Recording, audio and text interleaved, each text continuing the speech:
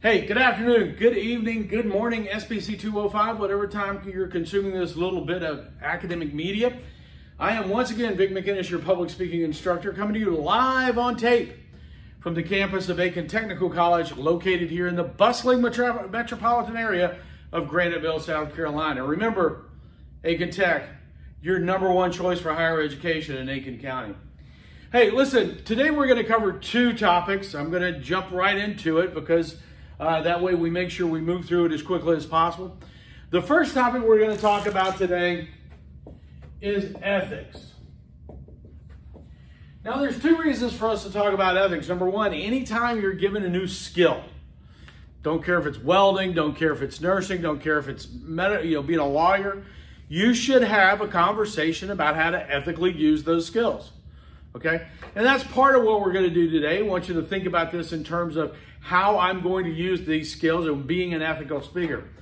Second thing we're going to be talking about is, and I want you to look at ethics for, is it's a question of making you more critical consumers of public communication. Again, if you remember, one of my primary goals here was to make you more critical consumers. So you will actually think about things that people say in public. Now, everyone knows, excuse me. Oh, again, our beverage today is coffee.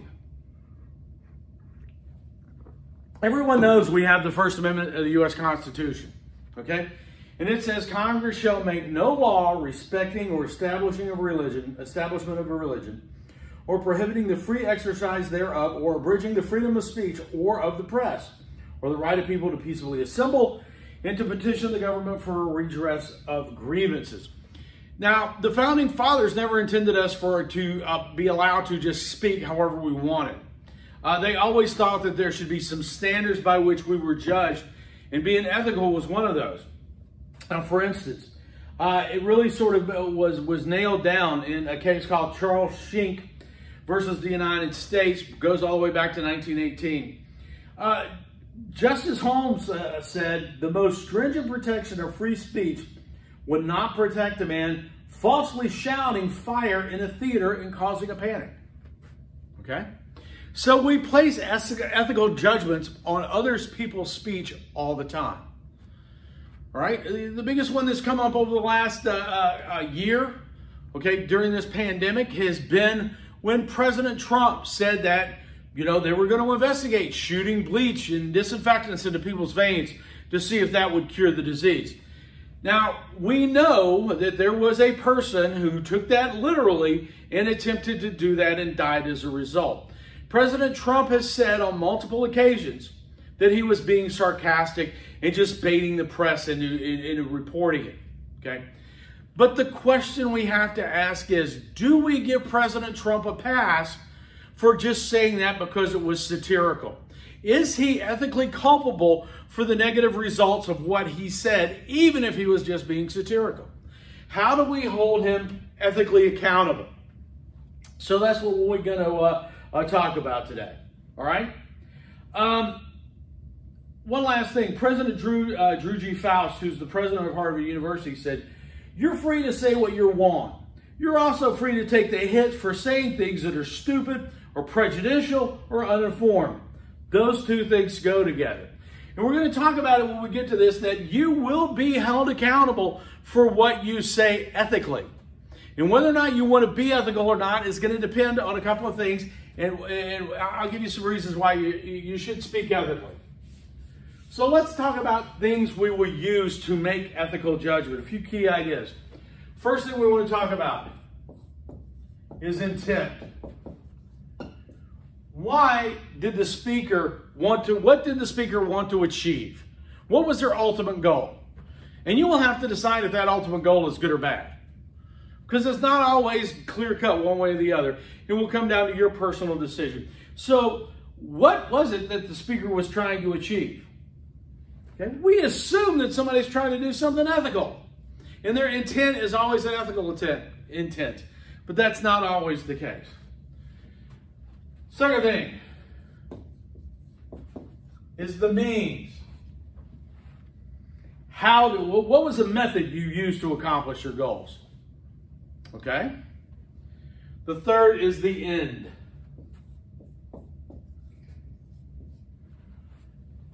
It's very similar to intent, but it's your desired outcome.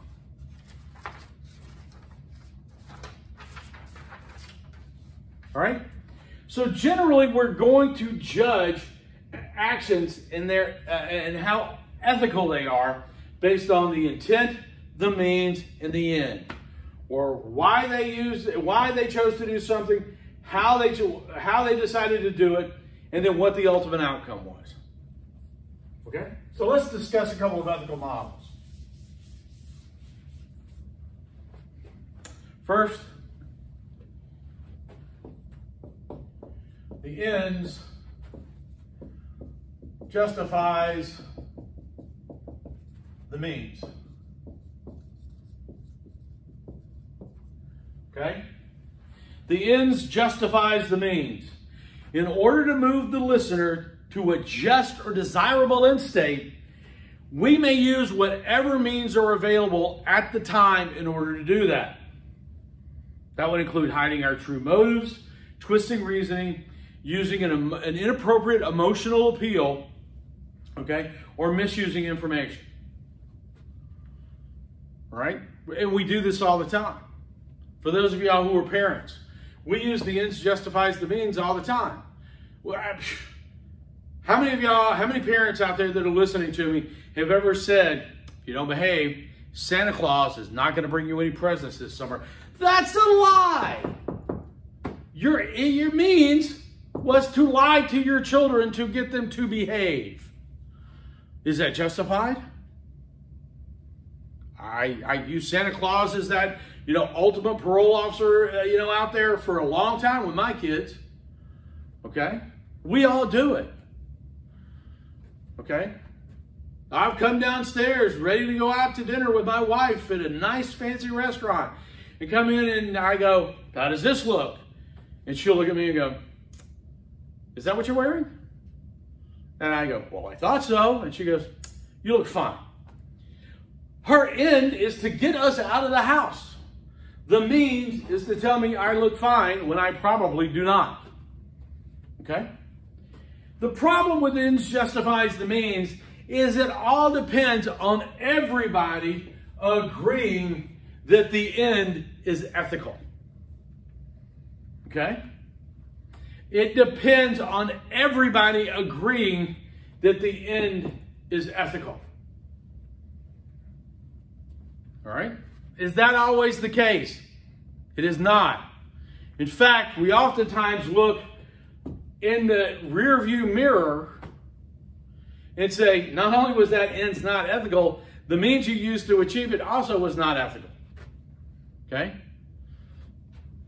If you go back and you look at the civil rights movement and you examine the speeches of the segregationists, the people who were opposed to integrating the schools, who wanted to maintain the Jim Crow laws, they said the same thing over and over again. No, we're not in favor of segregation. We want to desegregate the schools. We want to integrate our businesses. But if we do that, the white people are going to revolt and they're going to burn the city down. So the means, which was maintaining segregation, justified the ends of maintaining civil order. We now know that that end was not ethical. And we now know that the people who fought to maintain segregation in the United States were horrible people. They may have thought they were doing a good thing, but the end in this case was not justified. Okay? You can use it when the opposition is stronger. You can advocate, you can use it when the opposition is more skillful at persuasion. Okay? And the people in the audience are too stupid or too uneducated to be trusted.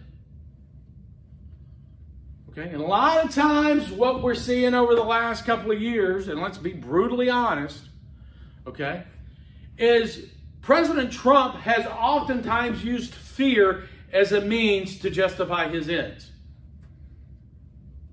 Okay?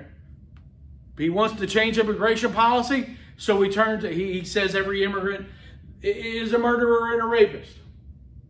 Now, did his means justify his ends? You'll have to decide that on your own.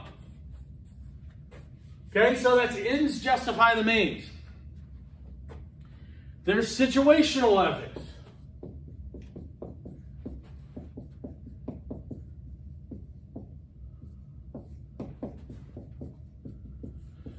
Situational ethics says that there is no ultimate right or wrong. There are no natural laws.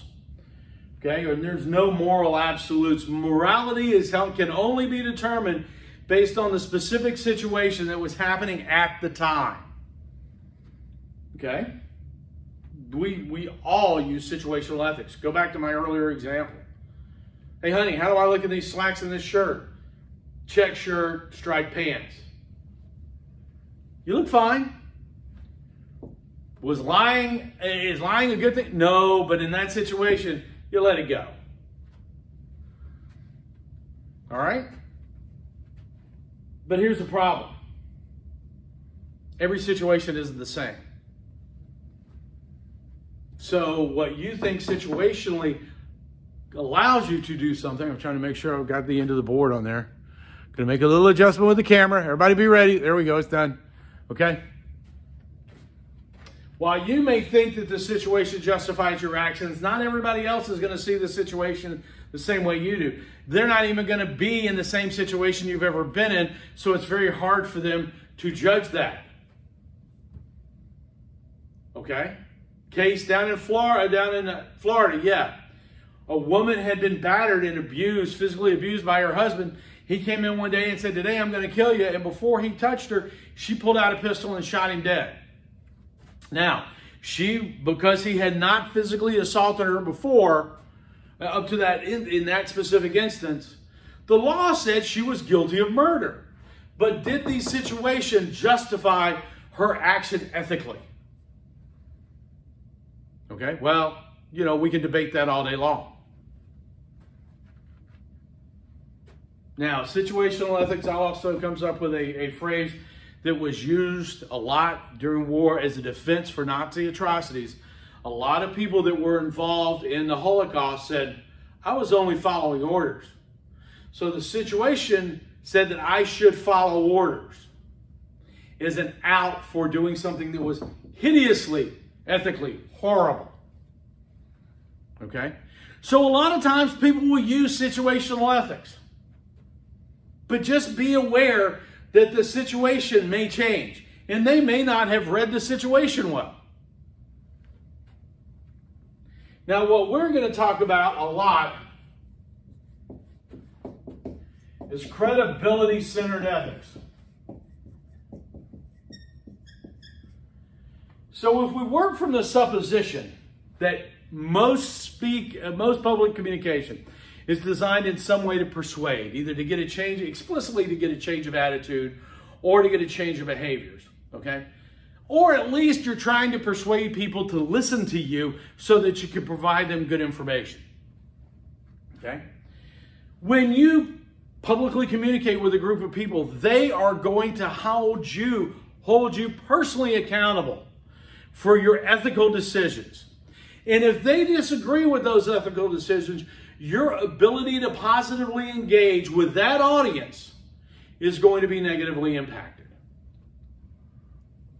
Okay? Example. Maybe a little bit before some of your time. Some of you may remember this. Back in the 1990s, Bill Clinton was president. Bill Clinton was accused of having an affair with an intern by the name of Monica Lewinsky, a White House intern. She was, I think, 22, and he was well into his 50s. It was just untoward.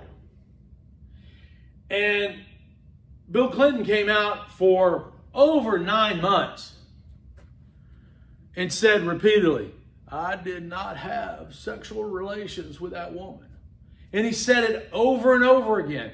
He had his friends and his lawyers and his wife and everybody else stand up in front of the world and say, "He didn't have sex with that woman. He said it." Well, suddenly, after 9 months, when he gets put under oath, he begins to redefine sexual relations different than everybody else would define it. And in truth, he had to admit he was lying. So the American people, he was still a fairly popular president, and when the Republican Congress tried to impeach him, they failed. Okay, well, they did impeach him, but when he went to trial in the Senate, he was not convicted. But the American people, from then on, Bill Clinton became a punchline. For the remainder of his presidency, Bill Clinton was a punchline. Okay? If you misuse your skills in communication to do something unethical, people are going to hold you accountable, and you will be less effective as a communicator. Okay? So the 3 models we talk about, and there are literally hundreds of others. If you want to take an ethics class when you get into college, well, you are in college, excuse me. If you want to take an ethics class, I don't know if we have one here at Aiken Tech, but if you want to take an ethics class, they will go over multiple ethical models. The 3 we talk about are ends justifies the means, situational ethics, and credibility centered. Okay?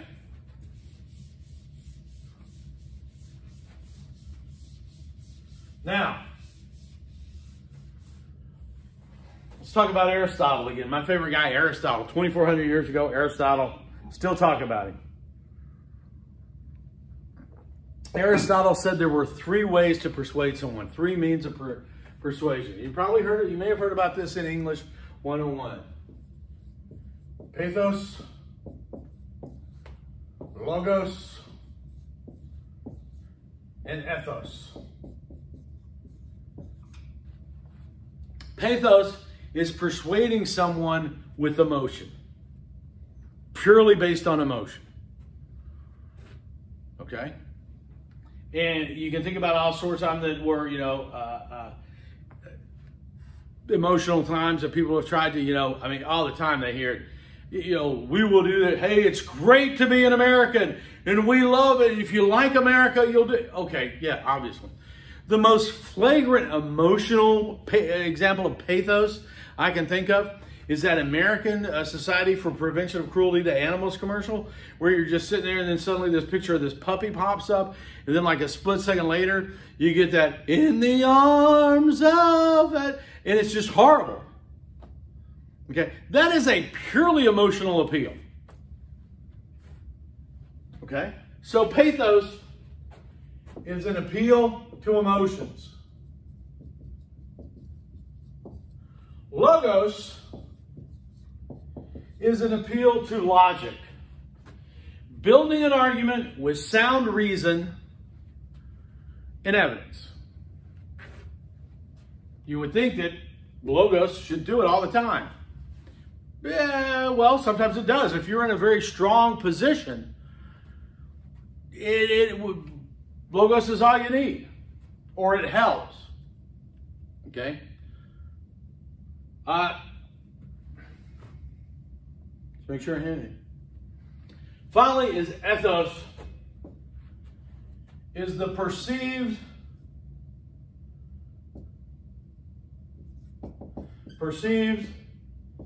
ethics of the speaker. Ethos is based on the personal character.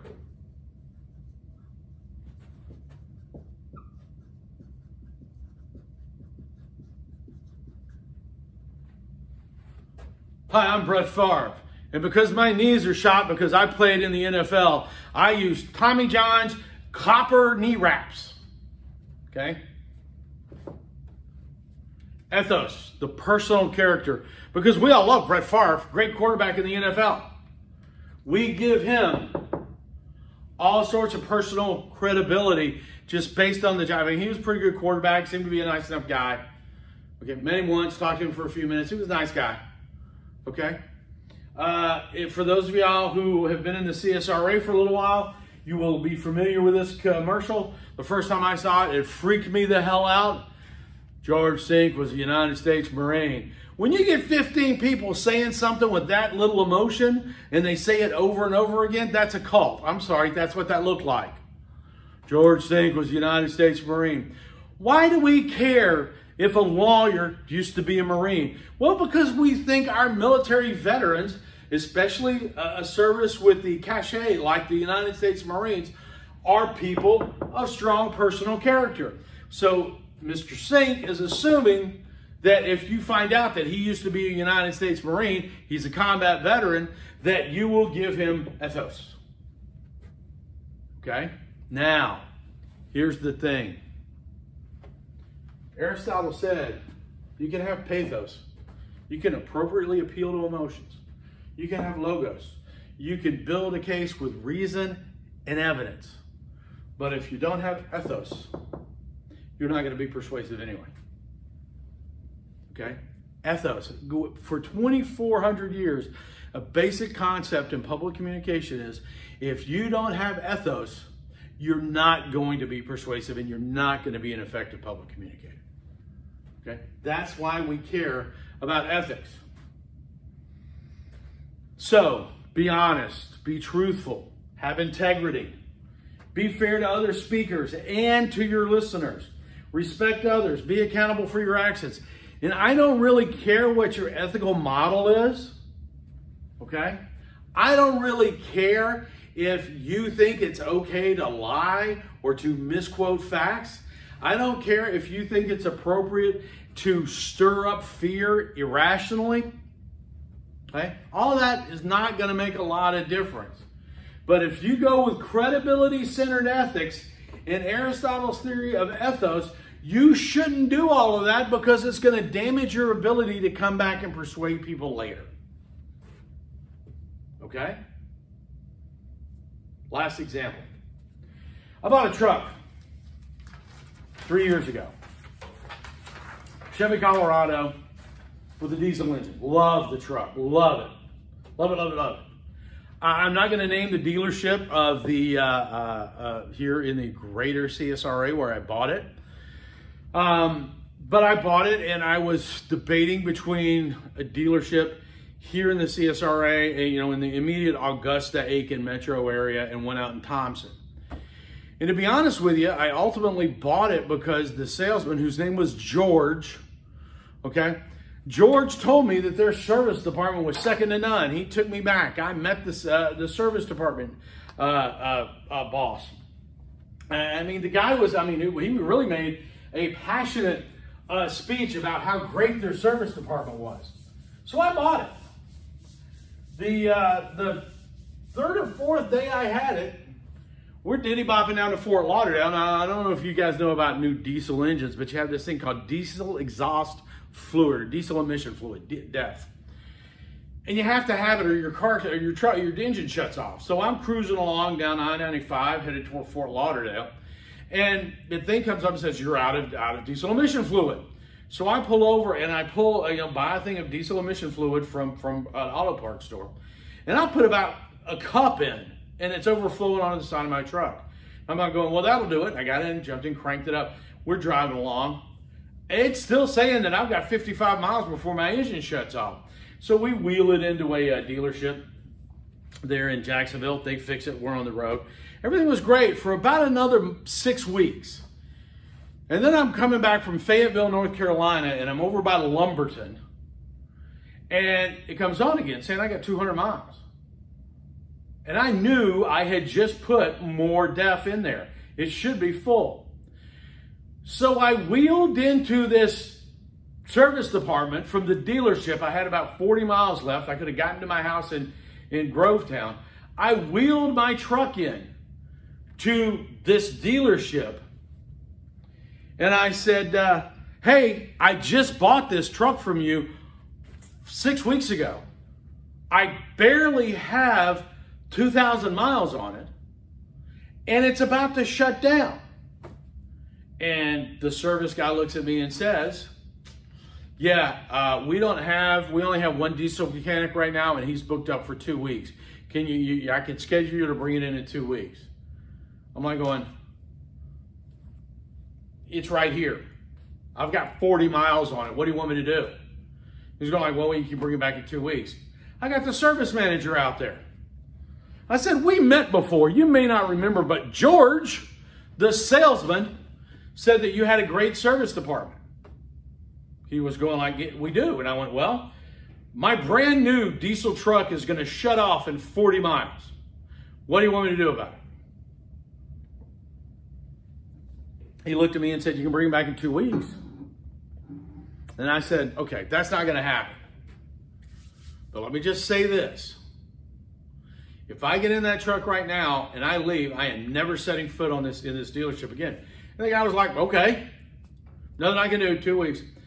Well, I got it over to Thompson. I had like 15 miles left. The guy from Thompson looked at it and went, oh yeah, there's a recall. You've already got the first half of the recall done in Jacksonville. We just got the second half of the recall last week. 10-minute fix, and it has not caused me a problem since. They had to do a little quick plug-in, a little reprogramming, and I had it back in like 10 to 15 minutes.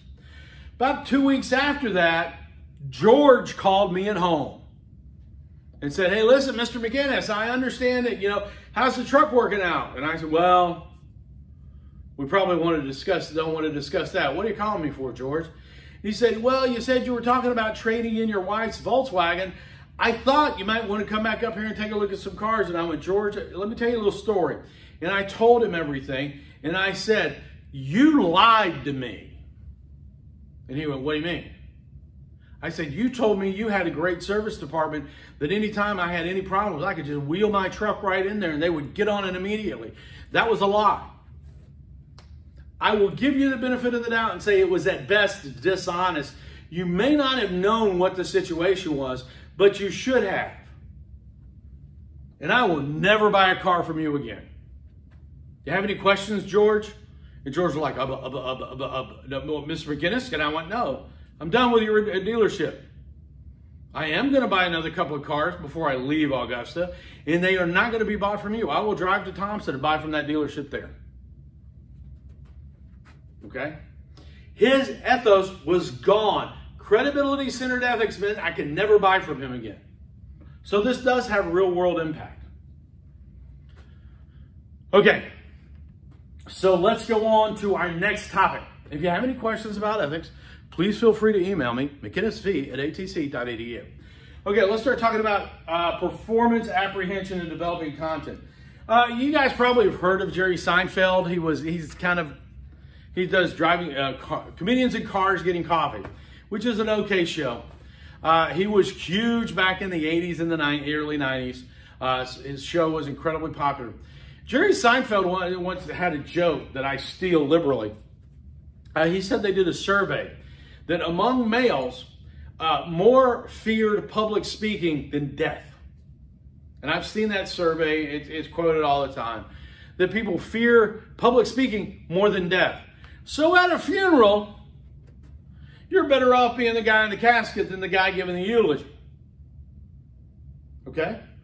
We all deal with what most people call, and I'm only going to say this once, then we're never going to say it again in this class. We all deal with what we call stage fright. Okay. We're not calling it that anymore. We're going to call it performance apprehension. Because stage fright is a misnomer. Let me read you some definitions. Fright or fear. The Cambridge Dictionary defines fear as a strong emotion caused by great worry about something dangerous, painful, or unknown that is happening or might happen. The Oxford English Dictionary defines fear as an unpleasant emotion caused by the belief that someone or something is dangerous, likely to cause pain. Two things common: dangerous and pain. Okay? Is public speaking really dangerous? Do we really need to fear it? You want to know what I fear? I fear bears. Brown, grizzly, polar bears. A while back, my father and I were spending a week camping in the Great Smoky Mountain National Park. We pulled up to this scenic overlook, and we were sitting there in our, it was a station wagon because this was a while ago, eating our lunch, overlooking on this beautiful scenic overlook. There was a little drop right in front of it. It was about 10 feet from the edge of the parking area over to this drop. And just out of nowhere, this massive brown bear, the size of a car, just came lumbering up and stood in front of our station wagon and just sort of looked at us. And we sort of rolled the windows up. And my father, who was in the driver's seat, put the key in the ignition in case we needed to go somewhere really fast. And we sat there, and the brown bear looked at us. And we looked at the brown bear. And I looked at my father, and he said, I don't think it'll be a problem. He doesn't seem that interested in us. But I began to realize that if he wanted to, we would be the juicy nougat center of a Chevy station wagon. It was pretty intense for a 16-year-old. Well, what happened next is a family, and I'm not picking on these people, all I'll tell you is they had New Jersey plates. They pull up, and they're all giggling and laughing. And they start throwing marshmallows at the bear. And my father is like, oh, dear God. And then when the bear starts eating the marshmallows, they throw 3 or 4 marshmallows up on the hood of their, I believe it was a Ford LTD. And the bear, they're going to get some nice pictures of the bear picking the marshmallows off the hood of their car, they think. What they don't anticipate is this 800-pound bear climbing up on the hood of their car and crushing it, which is what happened. A couple of minutes later, park ranger rolls up. I mean, they're screaming. My father's like going, you know, thinking about what we can do. Park ranger rolls up. He's got an air horn in one hand and a 12-gauge shotgun in the other. Goes up to about 10 feet from the bear and starts blasting the air horn. And the bear just decides to roam off. And as he does, my father rolls down the window, and as we're backing out, says to the park ranger, just want you to know that they were throwing marshmallows to the bear, and that's what happened. And he's going like, yeah, I know. I can see it on the hood. Thanks for letting me know. They did get a very sizable ticket for feeding the wild animals. I fear bears because they will eat you. They will kill you. Fire will kill you. Public speaking ain't going to kill you. Worst case scenario, what's happening? Okay? I have had 2 worst case scenarios that people describe to me. Number 1, they say, I will pass out in front of an audience. I have been doing this since 1986, and I have yet to have a student pass out. Number 2, I will throw up in front of a large group of people. Been doing this since 1986. I have never had a student throw up. Okay? But performance apprehension, and again, performance apprehension, stage fright is absolutely negative. Performance apprehension is not bad. If y'all guys have seen that documentary series on the Bulls called The Last Dance, you know, back when they had Pippen, they had Jordan, they had all those guys, you know. Michael Jordan was sitting there saying, they asked him about his gambling problem. And I remember seeing an interview with Charles Barkley asking him about, you know, their gambling problems. And Barkley was very open and honest about it. He said, if I don't have some sort of stake in the game, I don't perform as well. And I saw them both on Oprah one time, and Oprah asked him, is it true you bet $5,000 on a putt? And he says, yeah, Oprah, but $5,000 to me is no more than 20 bucks to the average person. And lots of people bet 20 bucks on a putt. But if they don't have a stake in the game, they don't perform as well. All right? So let's talk about some of the symptoms of performance apprehension that you're going to come in contact with. First of all, let's see how far over I can get. There's physical symptoms. We have an increased heart rate. We have dry mouth. Okay? We have increased respiration. We have trembling. A lot of people will say their knees get shaky, and that's just because all the muscles that support your knees are shaking. Okay? We sweat in places we didn't know we sweated before. Okay? Now we also have cognitive impacts. We have cognitive impacts. Our moods. We'll go up or down. We have some mood swings, okay? We will give a lot of negative self-talk. And we're going to discuss why we do that in just a second. We have an opportunity for negative self-talk. We will have a significant downturn in our self-confidence. Okay? And then we will have, and a lot of this is related to an increase in mental capacity.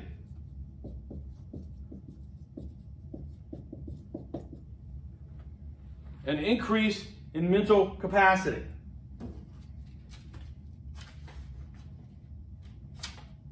That's something that everybody should deal with. Okay? We're all familiar with these. Okay? Let's talk about why we had this. The first reason we had this is biological. Can you see all the way over here if I write up here? Biological. Biological. Now, this comes back from the old prehistoric days, back when we were all hunter-gatherers. And if we got caught out by a saber-toothed tiger or one of those big horse-sized dogs that used to roam North America, we were going to get eaten. Okay? So what happens is we develop this thing, and you've heard of it, you've probably heard it called fight or flight, where we're ready to fight or we're ready to run like hell. It should technically, and is technically it is referred to by scientists as fight, flight, freeze. Okay, because here's what happens. Your adrenal gland gives you a massive shot of adrenaline. The pancreas releases tons of sugar into your system. The spleen increases red blood cells to carry more oxygen to your muscles. The pulse increases, the heart muscle, and the brain responsiveness increases. So you're ready, and then you start sweating, and it's very unique sweat. There's sweat glands on the palmar surfaces of your hands and feet that start sweating that allow you to grip things, like if you're going to scale a cliff or climb a tree, or it also allows you to hold a weapon with a better grip. Okay, so you're ready to do one thing, run a long distance. The blood shifts from your extremities to your core to provide blood in case you get hurt. You've still got blood in all your core organs.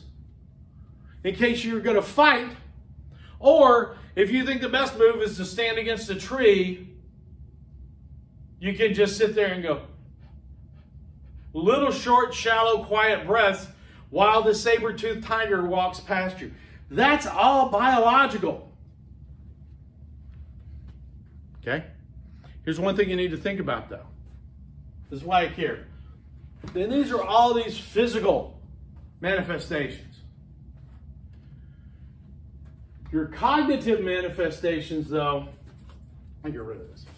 Let me restart here. You got all the physical manifestations. If you didn't, rewind. Okay?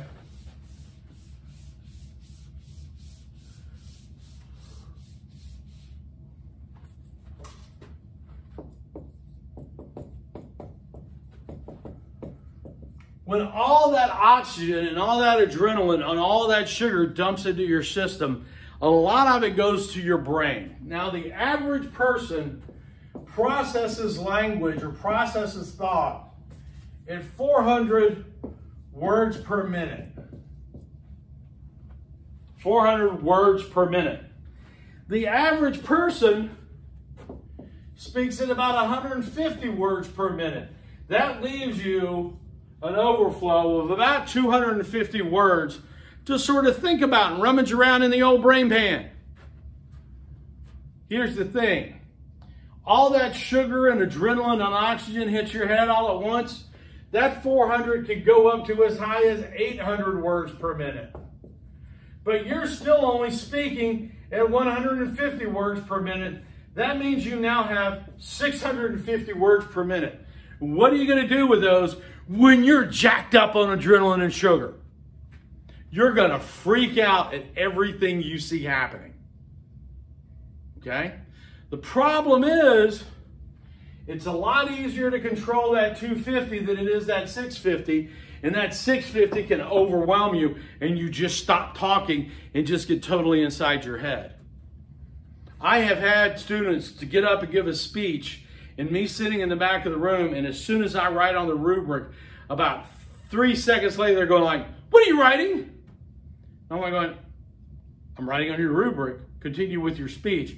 They're going, "I can't continue if you're going to do that." That was a choice they made, okay? They didn't have to do that. But I want you to understand why that happens. You will look around the room when you'll be doing it at home by yourselves with just a video camera. But when you're giving a public speech, you will be looking around the room and saying, "What are those people doing?" Okay? This is not good or bad. It just is. Okay, so the first reason for performance apprehension, or the first explanation, is biological. The second is previous experience.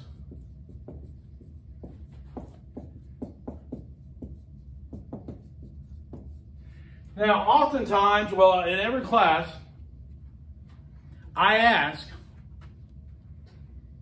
how many of you can remember the first time you stood in front of a group and spoke? And a lot of people can. And when I ask them, they go, "Well, it was in a church. I was 10 years old. I was in middle school, and I had to do a book report," those sorts of things. Okay? A lot of times it comes back to that last one. And for me, the first time I ever remember standing in front of a group and speaking was a middle school, 7th grade book report. And if I became king for a day, I would fire all the 7th grade English teachers in the world. Because first of all, let's not accept as a baseline. Middle schoolers are horrible people. The students in a middle school, they're the worst people in the world. Of course, that's hyperbolic. There are worse people, but as a rule, middle schoolers are cruel to each other. Okay? As a middle school teacher, you would never sit there and say, "Hey, have you ever played the clarinet before? In a band?" "No, I haven't." "Well, here's a clarinet. Go on out there and play with the band." We would never say that, and yet we sit there and say, "Hey, have you ever done any public speaking?" "No." "Well, jump on up there in front of 25 of your fellow students who are the cruelest people, who are generally cruel to each other, when you're at your worst self-esteem point and your worst self-image, and stand in front of people." I remember to this day, Homewood Junior High School, Homewood, Alabama. I remember standing in front of the class and losing my mind. I almost didn't get finished. I got through it. I hated it. Had I not, through a set of circumstances in high school, I would have never spoken in public again. Okay? It was a learned behavior that is reinforced constantly. Okay? 2 things happened in the church I was a member of in Tampa. First thing that happened was my daughter came walking into the sanctuary one day, my youngest daughter, she was about 10 years old at the time, with this piece of paper. And I went, "What's that?" And she said, "Miss Karen says I'm going to be reading the scripture today." And I'm going like, "Wait, what?" And she said, "Miss Karen said I'm reading the scripture today." And I said, "Do you want to read the scripture today?" She said I had to. And I said, "No, there is no had to. Nobody gets to say that to you but me. Do you want to?" And she says, "I don't know. I haven't even had a chance to read it." And I looked down, and it was a long passage, and it wasn't even like a modern translation. It was the King James Version. And I went, "Well, take a look at it and see what you think." She's going like, "I don't even know some of these words." And I said, "Let me ask you a question. Do you want to do it or not? Yes or no? You have my total and complete support."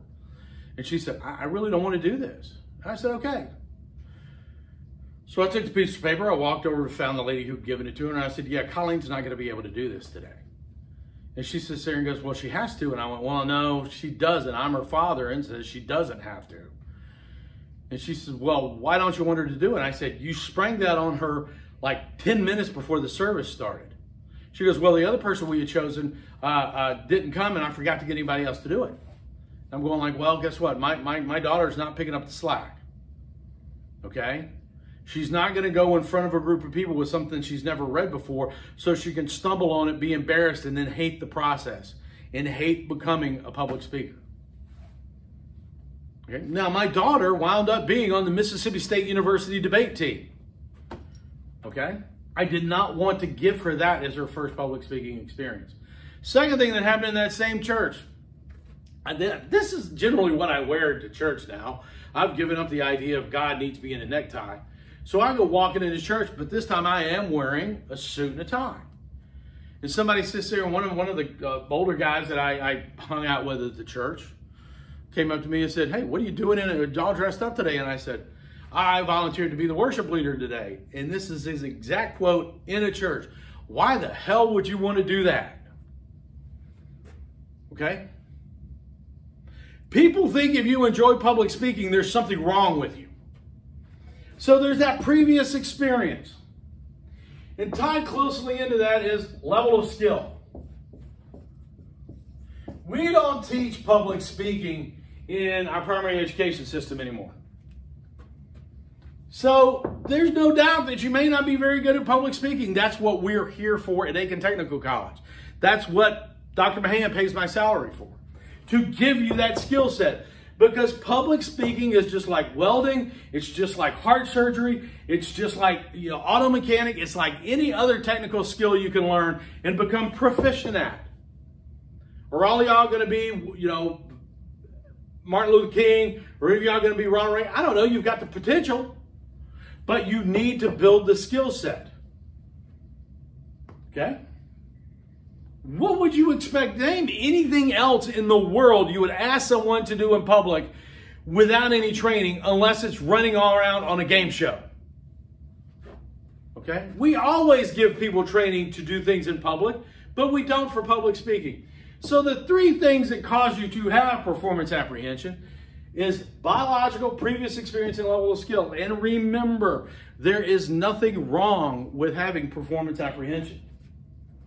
E.R. Robinson, who did a ton of research on performance apprehension, said that the complete absence of feelings of apprehension is neither normal nor is it a desirable effect. Okay?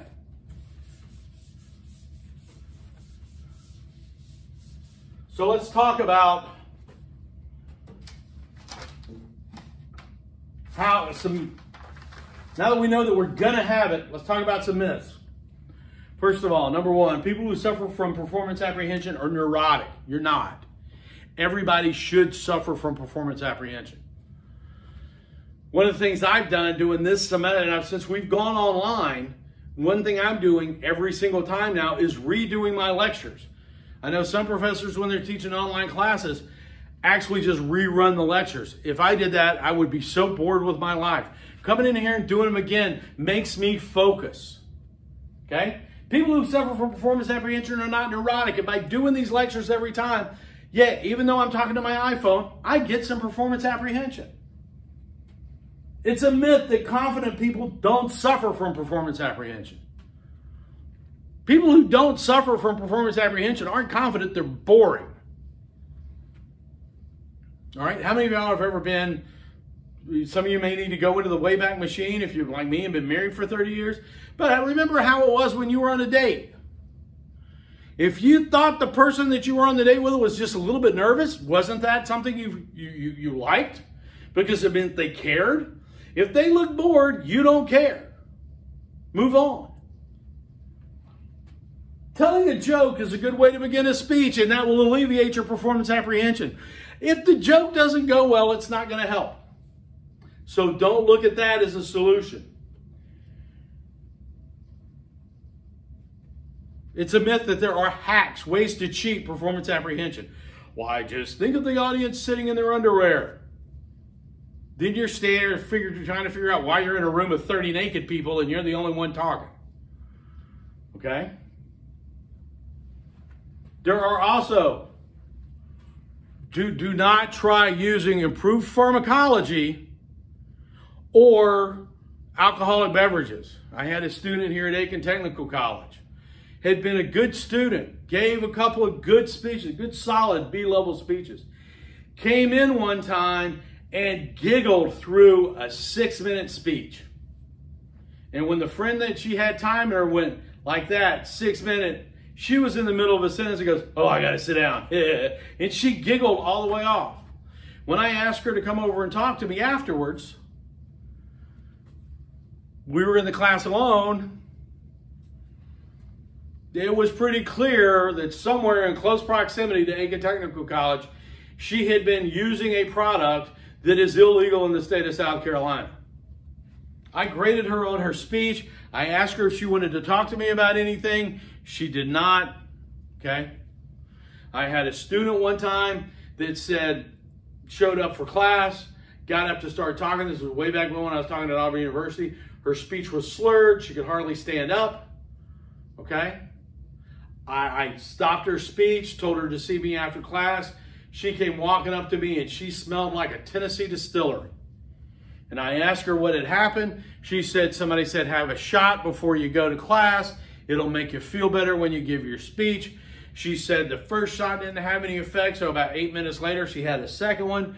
She said the second one didn't seem to be working that well, so she had a third one. The third one began to feel pretty good, so she had 2 more, and then she headed to class. And this was a young lady that was about 5'2" and probably weighed 87 pounds. And she had 5 shots of Jack before she came to class. Did not get the, different set of circumstances with the grading back then. I had a young gentleman in my class. He said, I get dry mouth. And I said, well, have a little water. He had 4 big 32-ounce stadium cups full of water. He drank nearly a gallon of water and got up and started his speech and then had to run out of the room. Okay? So there are no hacks. And the other thing is, if you make a mistake, people think they've blown it. Here's the thing. And you're going to watch this. I want you to watch as many of the other students you can on YouTube when they start posting their videos. You'll see all of them make mistakes. Here's the thing that people don't get. When you make a mistake giving a speech, the audience probably isn't going to notice. And the other thing is, just because of the way hearing works, and we're going to talk about hearing and listening later on, when you think your voice breaks, it's going to sound a lot worse to you than it does to the audience. So just because you made a mistake doesn't mean you've blown it.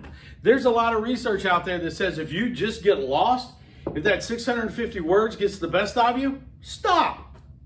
Collect your thoughts for 2 seconds. Start again. It's going to feel like you've been quiet for about 5 minutes to you because, oh yeah, that cognitive explosion is going to screw up your sense of time. But there are tons of studies that says if you stop, collect your thoughts, start over, or start again, the audience is not going to think anything about you one way or the other. It will have no impact on their perception of you as a speaker.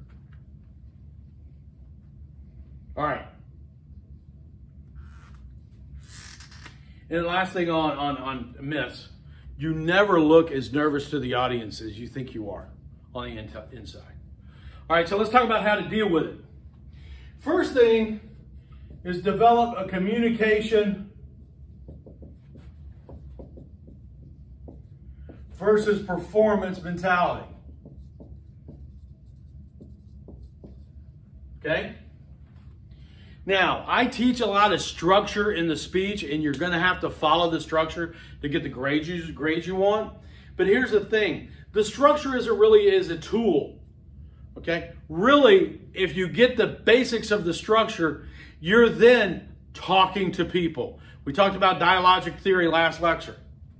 You're having a conversation with the however many people you're talking to. So concentrate not on how you're performing, performance. Maybe that was supposed to be a no, but I didn't quite finish it up. Don't worry about how your performance is going. Worry about whether or not you're talking to the people and communicating what you need to communicate. Okay?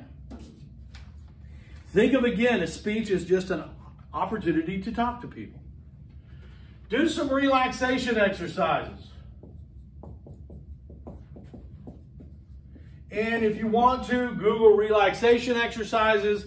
There's a million of them out there on the internet. A lot of them are very good. Find one that works for you. Mine, I was taught a long time ago as part of when I was an investigator for a federal investigator. We, for various assorted reasons, learned a self-hypnosis technique where you start actively relaxing from the tip of your toes, going all the way up to the top of your head and working through each muscle group individually. When I have to give a speech to an audience I'm not familiar with, I mean a formal public speech, I get about 5 minutes so I can do that before I go out. Okay? Do cognitive restructuring.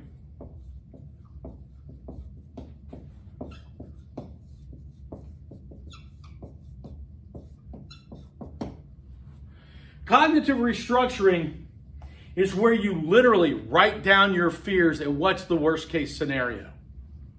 I'm going to throw up. I'm going to pass out. I'm going to get really sweaty. I'm going to stutter. I'm going to lose my place. Okay? And then you go and you address each one individually very explicitly. I'm going to pass out. Well, Mr. McKinnon said nobody's ever passed out. That's not going to happen. I'm going to throw up. Mr. McKinnon says nobody's ever thrown up. I'm going to sweat. Okay, I was sweating. Fine, I'll get past that. And then you go through each of them one at a time. We're going to talk about this a lot later on, but do audience analysis. Now watch this. Do audience analysis. Getting to know your audience. The better you know your audience, the more comfortable you're going to be talking to them. Because remember, this is dialogue with people. Okay? Keep your organization simple. I get these speeches when I look at them, and you've got main point 1, sub point B, sub point 1, sub point C, sub, and I'm like going, stop. What are you trying to tell us? Just focus on that. Okay, keep your organization simple. And then finally, train and practice. Whenever I have a student come to me and say, my performance apprehension was just, first of all, they always come to me and say, my stage fright was getting the best of me. I go, well, we don't have that in this class. What happened? My performance apprehension got the best of me. I'm going, okay, that's reasonable. It happens. How many times did you practice your speech? And then inevitably, there is something about their shoes that they have to look at. How many times did you practice your speech? See, and I'm trained in nonverbal communication, and I know that means they didn't practice it at all. Okay? You can't expect the way we're going to be giving speeches extemporaneously without a script, but with notes, you can't expect to get up and give a good speech without practice. Okay? We're going to talk about one final thing. I like scary movies. One of my favorite movies of all time, Blair Witch Project. That movie scared the hell out of me.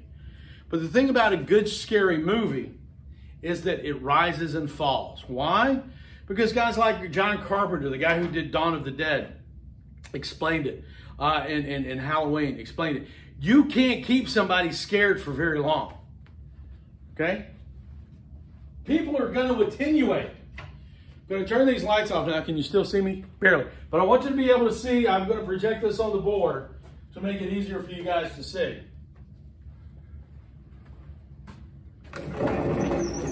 It will take a minute for our coal-fired projector to come up. The key thing here is that you can't stay scared for long. If any of y'all have ever been to a really good haunted house, what happens is you go in and you get scared, and then you've got long passages for you to calm down, then they scare you again. Okay? Because without additional external stimuli, pretty much you attenuate. So this is the stages of performance apprehension. We have two axes here. This is your apprehension level, and this is your time. Okay? We have three basic phases. The first is your anticipation phase. Now, you know, there's one thing about having this projector on. Maybe if I step over here, it won't be as bad. No, it's just as bad. Okay, I'll stay off camera then. So the anticipation phase is when you begin to feel a change in your physiology and a change in your stress level associated with a public communications event. Now, this is kind of just says pre-presentation. Doesn't say when it starts. Because the anticipation phase can go on for a very, very, very long time. I have had a student here at Aiken Technical College that took my class, came up to me the first day, right afterwards, says, I'm going to hate this class because I have really bad stage fright. And of course, you know, the first thing I said to her was, we don't call it stage fright, we call it performance apprehension. But wait till the second lecture and let's talk about it then. And she said, well, I have really bad performance apprehension. I went, okay, tell me how bad it is. She said, when I first looked at my schedule and the classes I was going to have to take here at Aiken Technical College, and I saw that public speaking was on the list, I got nauseous. And every time I thought about having to take a public speaking class, I got nauseous. And I said, okay, nausea is a normal symptom of performance apprehension. You are in the anticipation phase. How long has that been going on? She said 4 years. Okay, so this anticipation phase can go on anytime you think about having to give a public speech before you actually give it.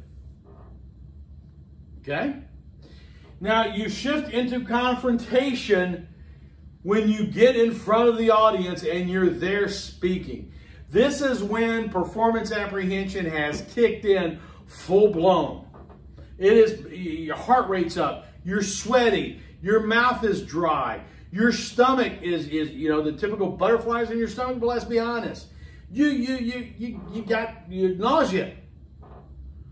And the one I always phrase, you know, like is that somebody, whenever I ask a class, they always come up with this, and as I put it, urinary urgency. You feel like you got to pee real bad. Okay? All of that happens in the confrontation phase. Here's the thing, though. Without some sort of outside stimulus, you can't maintain that for more than about 2 minutes. It's just a wave you have to ride through. And then you enter adaptation. And if you're up there in front of the audience long enough, your adaptation will return back to anticipation levels or actually go down if you've got enough time in front of the audience. You will eventually return to pre-anticipation levels. Okay? Now, more practice lowers the anticipation phase levels, lowers the confrontation phase levels, doesn't get rid of them, but we don't want you to. Because remember, E.R. Robinson, it's not a normal or desirable state to have no performance apprehension, but it lowers your anticipation phase levels, it lowers your confrontation phase levels, and it steepens the curve on adaptation. Okay?